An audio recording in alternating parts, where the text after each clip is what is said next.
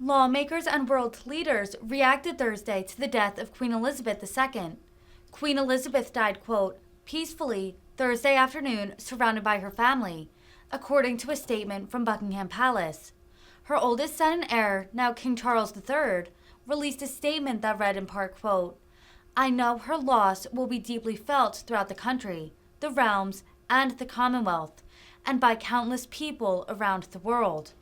Former President Barack Obama and former First Lady Michelle Obama released a joint statement following the Queen's death, writing they, quote, are grateful to have witnessed Her Majesty's dedicated leadership, and we are awed by her legacy of tireless, dignified public service.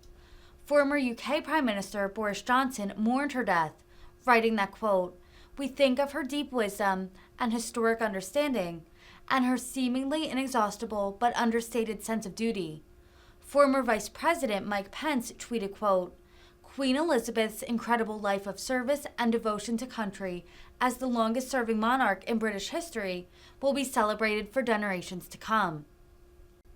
House Speaker Nancy Pelosi commemorated the monarch in a statement, describing her as, quote, a pillar of leadership in the global arena and a devoted friend of freedom. Former UK Prime Minister Theresa May remembered the Queen as someone who, quote, devoted herself unreservedly to a life of service.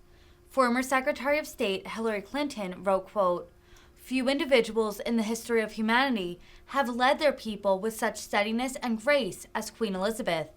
Senator Ted Cruz remembered the Queen on Twitter, writing, quote, her life of steadfast service set an example for leaders around the world.